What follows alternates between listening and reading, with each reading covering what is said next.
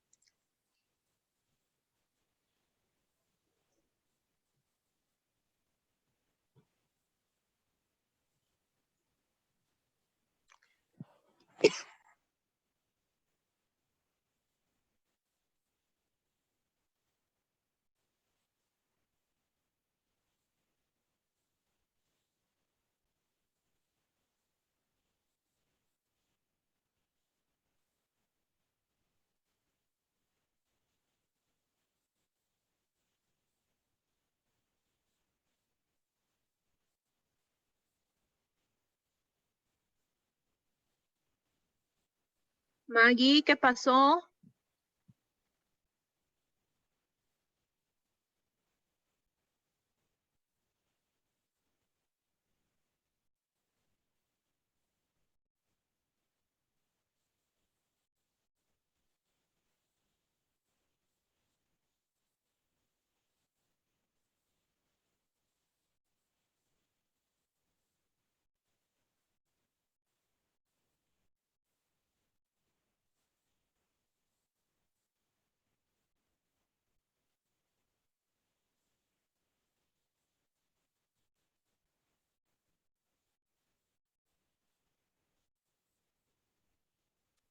Perdón, Liz, se ha salido el Zoom. Ya Maggie puede comenzar.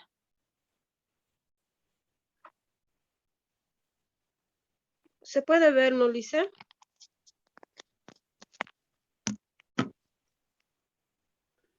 Sí, Maggie, se puede. Ya.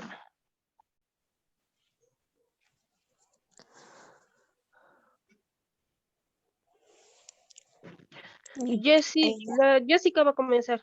Yesenia, perdón. Ya, buen día, Lisa, buen día, compañeras. A nosotros nos ha tocado exponer la crenoterapia. Nuestro grupo está conformado por Noemí Ramos y mi persona, Yesenia Prado. La definición. La crenoterapia es el método terapéutico basado en el uso de las aguas minerales, los cuales pueden ser aguas termales naturales. La descripción. Ya, ya. La descripción. Las aguas mineromedicinales, desde un punto de vista físico-químico, se pueden considerar como una fase heterogénea, constituida por compuestos inorgánicos y orgánicos en suspensión, que en un medio solvente como es el agua forma una disolución más o menos diluida. Es en la molécula del agua, en su estructura y especialidades características físicas químicas, así como en las sustancias que porta en disolución o en una suspensión donde radica su importante función, perdón, en las actividades vitales y sus propiedades terapéuticas. Las aguas mineromedicinales son, por tanto, soluciones naturales que por sus acciones terapéuticas sobre el organismo sano y enfermo pueden ser declaradas de utilidad pública por los organismos oficiales competentes. Su administración orgánica se denomina crenoterapia, término derivado del griego krenos, que significa fuente manantial. La tipo, ¿qué se llama? ¿Me lo cambias? Ya, tipología. Ya. La tipología, existen diversas clasificaciones de las aguas mineromedicinales. Las más utilizadas es la clasificación química por el contenido aniónico y catónico, predominante, perdón, donde un anión y un catión deben representar más del 20% de la mineralización global para la clasificar un agua como tal. Ya. Los principales grupos de aguas mineromedicinales son las aguas cloruradas, las aguas sulfatadas y las aguas sulfuradas. Voy a explicar una, ya, de una por una. Las aguas cloruradas predominan el anión cloruro y los cationes predominantes suelen ser el sodio, el calcio o el magnesio. La mineralización total debe superar un gramo entre litros. Eh, las de muy alta mineralización son más de 50 gramos por litros, suelen ser frías y las de baja mineralización suelen ser termales. Se suelen usar en reumatología, dermatología, afecciones respiratorias crónicas y en estados de agotamiento psicológicos. Las aguas sulfatadas. Las aguas sulfatadas predominan los aniones sulfato con diferentes cationes. La mineralización total debe ser superior al gramo por litro. Su mineralización y temperatura son variables. Por vías son colagosas, hepatoprotectoras y habitualmente laxantes. Estas aguas pueden compartir otros grupos de composición química, diversas acciones y vías de administración. Las aguas sulfatadas, las aguas sulfuradas, perdón. Las aguas sulfuradas contienen más de 1 miligramo por litros, ¿sí? No, sí, de azufre. De ordinario bajo las formas del ácido sulfídrico y los ácidos polisulfídricos. Olores característica a los huevos podridos más o menos. Suelen tener materia orgánica que supone una fuente adicional de azufre elemento. Algas, las bacterias. Estas aguas tienen un principal indicamiento que determinan procesos reumáticos, dermatológicos y respiratorios crónicos. ¿Me lo cambias, por favor? Ya. Las aguas bicarbonatadas predominan el anión bicarbonato y su mineralización global es superior a 1 gramo sobre litro. Suelen ser de baja mineralización y de temperatura de emergencia fría. Su uso es sobre todo en la bebida, estimulación de secreción enzimática pancreática. Estas aguas pueden compartir otros grupos de composición química diversas en sus acciones y su vía de administración. Las aguas carbogaseosas contienen una concentración mayor de 250 miligramos sobre litros de carbónico libre por vía oral, son estimuladas de la secreción gástrica y de la peristalismo intestinal. En balneación produce una vasodilatación arteriolar y los plexos venosos cutáneos, utilizándose en el tratamiento coadyuvante de arterioporosis o obliterantes. Aguas radiactivas.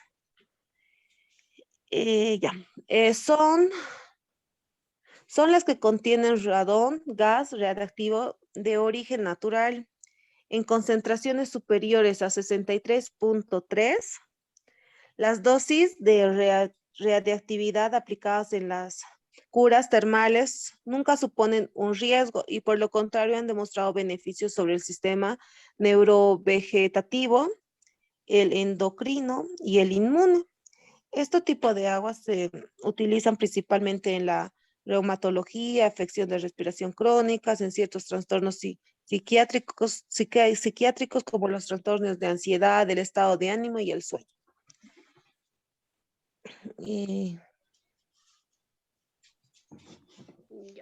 Yo voy a continuar con la tipología, que son las aguas oligometálicas, aguas ferruginosas y los peloides.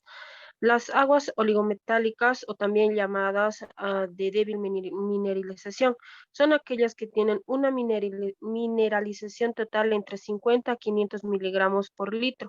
Muchas se utilizan como agua de mesa. La principal característica es la diurética. Pueden producir más diuresis que el agua ingerida y variar el pH de la orina.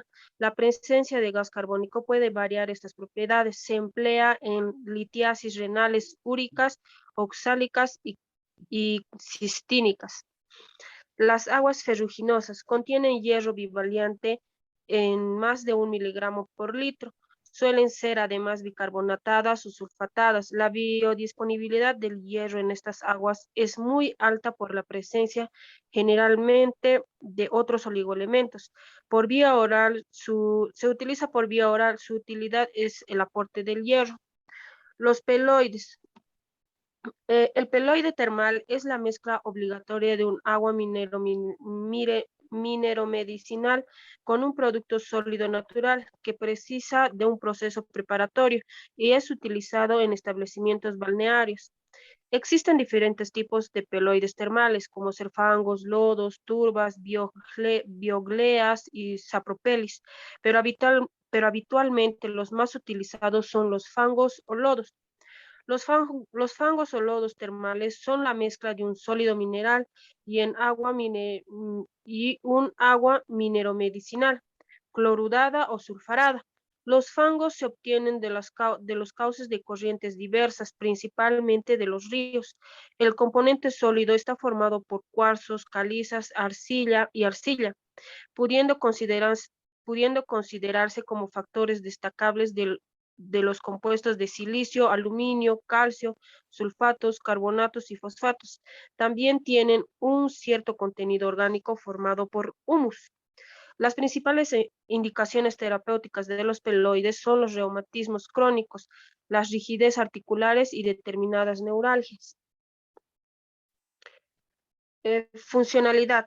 Dependiendo de la vía de administración o aplicación, las aguas mineromedicinales ejercen diferentes acciones sobre el organismo.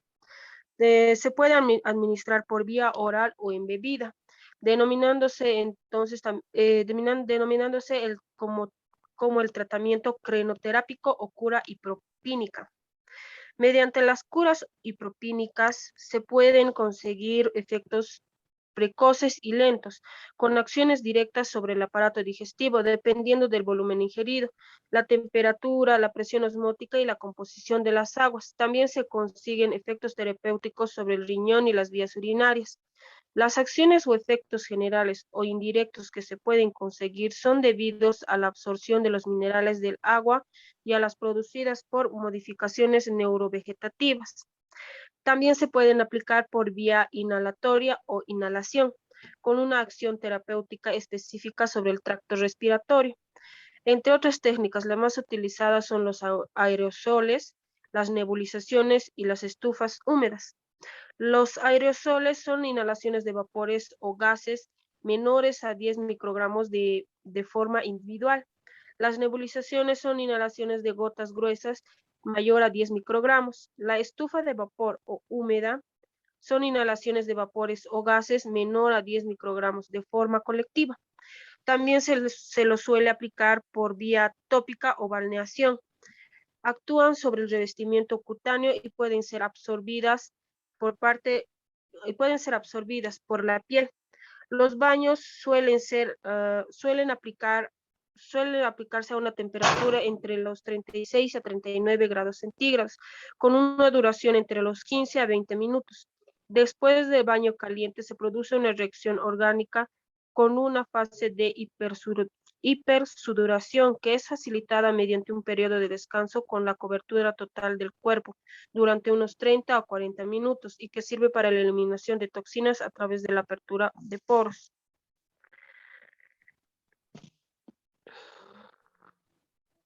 Las principales acciones terapéuticas de las aguas medicinales.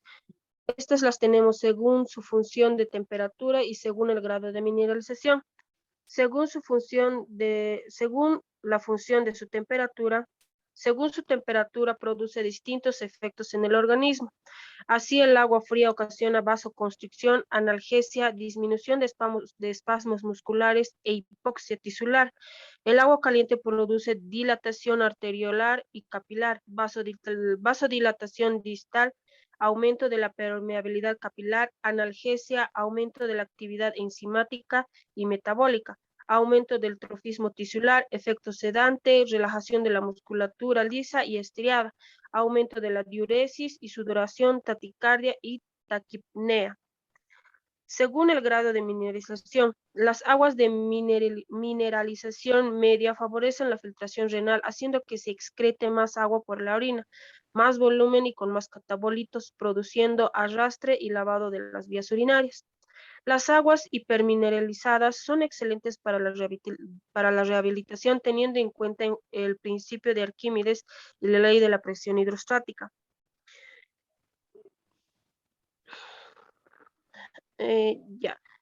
Aquí les voy a explicar un poquito de cómo es la acción de las aguas y en qué se les puede indicar. No lo hemos podido meter en las diapositivas, Lice, porque es bastante largo.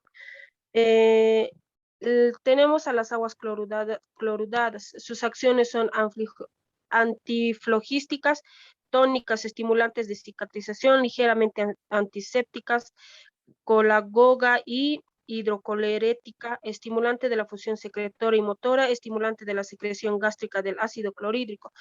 Las aguas clorudadas se las indica en recuperaciones de intervenciones quirúrgicas sobre el aparato locomotor, reumatismos, procesos crónicos de las vías respiratorias y aparato genital femenino.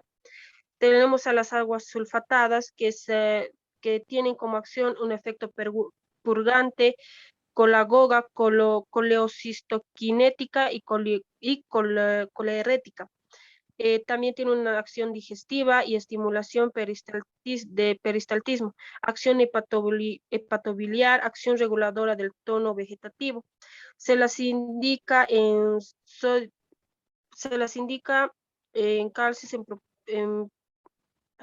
cálcicas, en procesos dispépticos, alteraciones hepáticas y de vesícula biliar, obesidad y otros trastornos de la que necesita facilitar la diuresis. A las aguas bicarbonatadas, tenemos como su acción en la acción gástrica, intestinal, hepatoprotectora, metabólica, también en la eliminación del ácido úrico, en el aparato digestivo, los efectos sobre fenómenos. Se las indica en enfermedades del aparato digestivo, como ser las alteraciones hepáticas, trastornos metabólicos, afecciones de las vías urinarias. En las aguas sulfuradas o sulfídricas, su acción es antioxidante, antitóxica, antiinfiláctica y antialérgica. También aporta en el aparato digestivo y respiratorio. También se la puede utilizar sobre la piel. Se las puede indicar en reumatismos cardíacos crónicos y compensados, enfermedades vasculares, afecciones de las vías respiratorias como ser rinitis, laringitis, bronquitis y asma.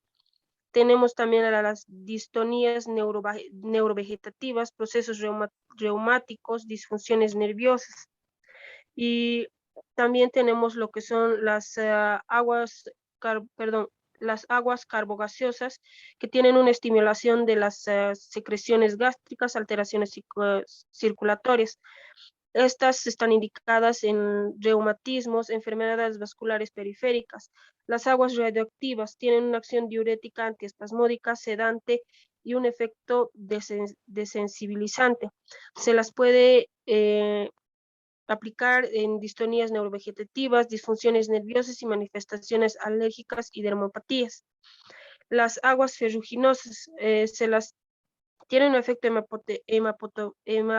hematopoyética, estimulante a nivel óseo, antiflogística a nivel de la piel.